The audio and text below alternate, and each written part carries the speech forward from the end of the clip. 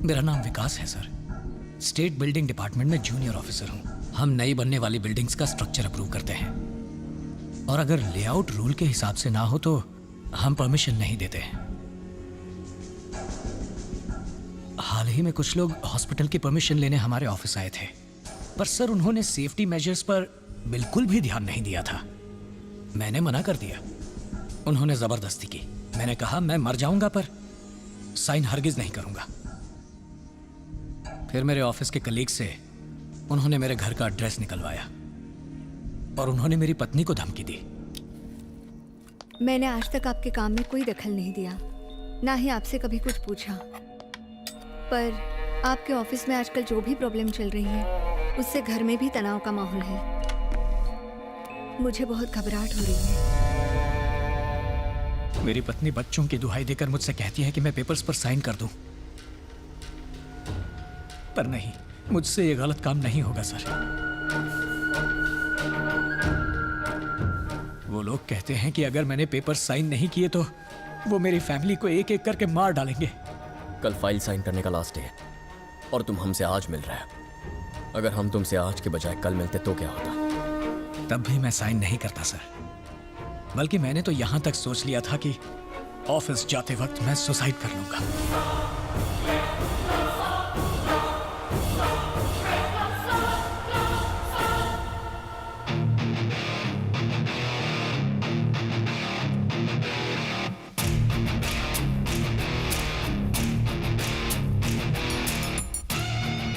अब ये तुम्हारे अकेले की लड़ाई नहीं है, ये जनता गराज की लड़ाई है। कल का दिन हमारा होगा।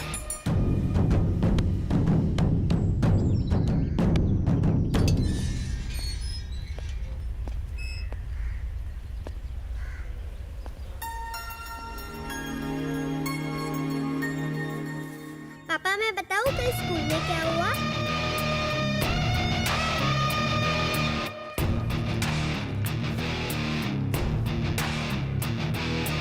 ये अभी ऑफिस ही जा रहे हैं, जाके तुरंत साइन कर देंगे। मैं आपसे वादा करती हूँ। ये साइन नहीं करना चाहते और करेंगे भी नहीं। यहां तक कि इन्होंने सुसाइड की प्लानिंग भी कर ली है। इनकी तरह बनना बहुत मुश्किल है। ये लाखों नहीं करोड़ों में एक है। मैंने यहां आपके बगीचे में एक पौधा देखा, बहुत खूबसूरत था। आपने उसका बहुत अच्छा ख्याल रखा है। ये उस पौधे की तरह निर्मल और सच्चे हैं। इनकी ताकत बनी है, कमजोरी नहीं।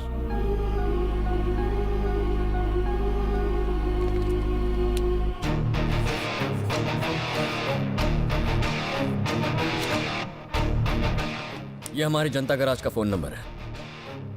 कोई भी प्रॉब्लम हो बस एक फोन। और ये मत सोचिए कि हम शहर से दूर हैं। हम सब आपके बहुत करीब हैं। आपके और खतरे के बीच की दीवार हैं हम। चले विकास।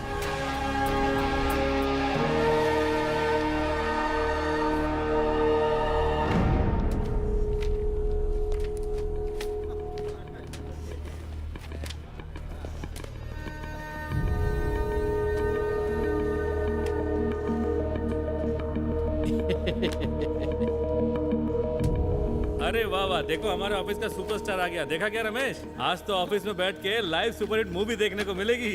एकदम धमाल। उस मूवी का नाम होगा देगा विकास ऑटोग्राफ, वरना बेचारा खल्लास।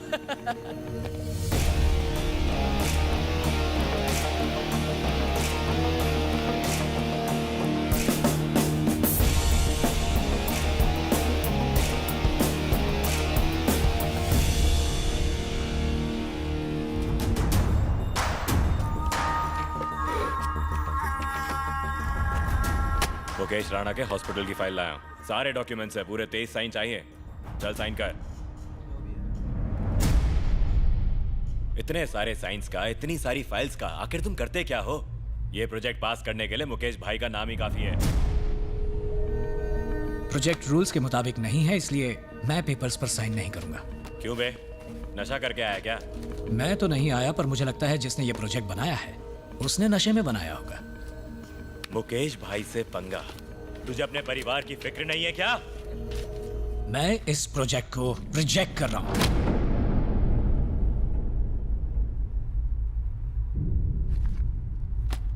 बहुत चर्बी है तुझमें।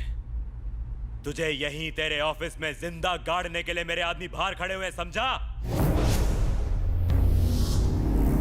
तू सीधे तरीके से साइन करता है या फिर मैं उन्हें अंदर बुलाऊं? वो आएंगे 2 पैरों पर जाएंगे 4 कंधों पर। लेकिन बस 2 मिनट रुक जा, मुझे जरा इन लोगों से बात करनी है। तब तक तो उन्हें बुला ले। इस गवर्नमेंट ऑफिस में जितने भी लोग काम करते हैं वो अपने घर वालों से ज्यादा वक्त इस ऑफिस में एक दूसरे के साथ बिताते हैं। ये भी तो एक परिवार की तरह ही है ना। और अगर परिवार के किसी भी सदस्य को कोई भी प्रॉब्लम हो तो सारा परिवार साथ खड़ा होता है। अगर मुसीबत के वक्त परिवार वाले एक दूसरे का साथ छोड़ दें तो वो परिवार नहीं होता।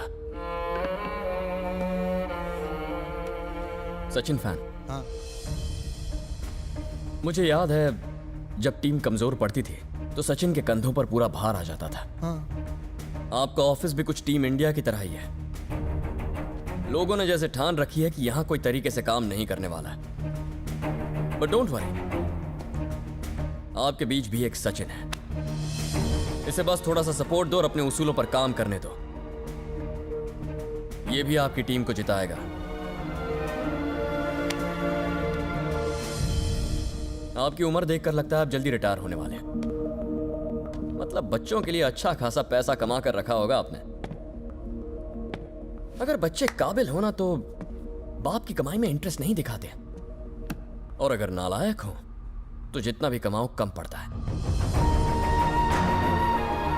यह हराम की कमाई का कोई मोल नहीं है। जब आप सुबह अपने आप को आईने में देखते हो तो क्या खुद से आंखें मिला पाते हो? ऐसी कमाई का क्या फायदा जो सुकून की नींद भी ना दे पाए।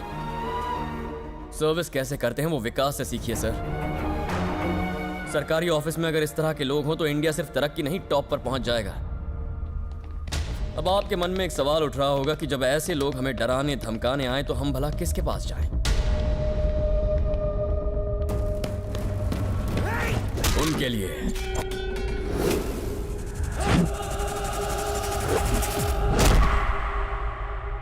जनता गराज है।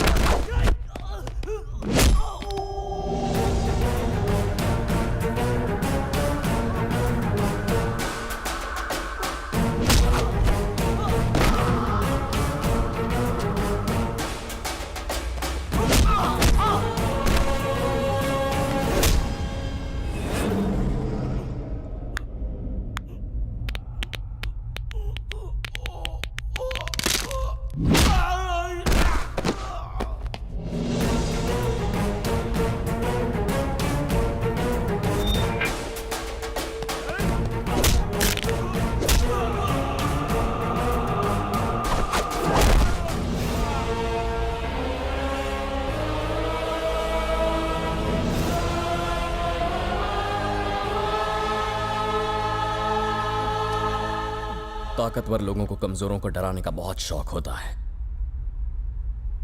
बट फॉर अ चेंज कमजोरों के पीछे ताकतवर लोग खड़े हैं। जनता गराज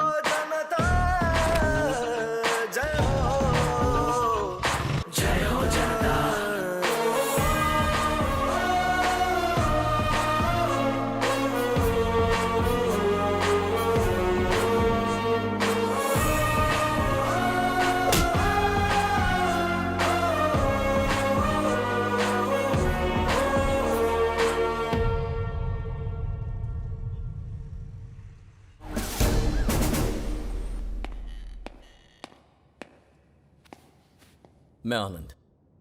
मुझे यहां बुलाने की वजह? Thanks.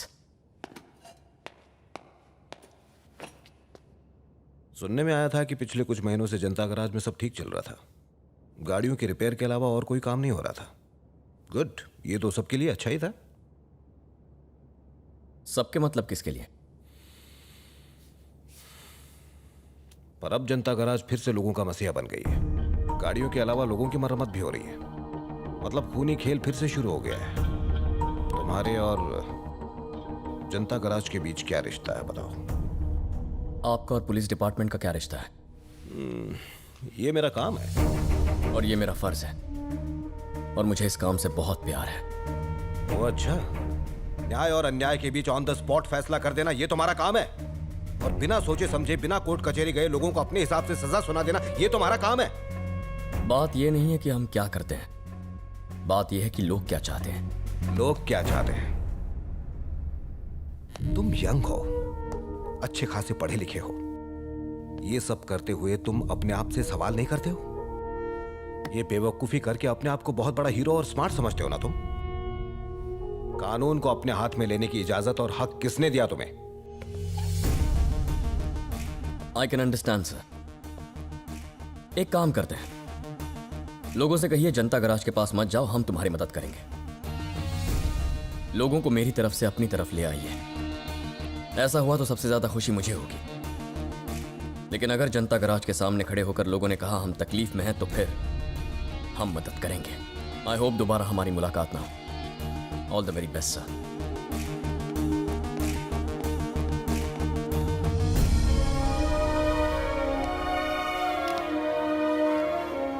Very balanced but more dangerous. इस लड़के का फैमिली बैकग्राउंड पता करो। इससे जुड़ी हर इंफॉर्मेशन चाहिए मुझे। Okay sir.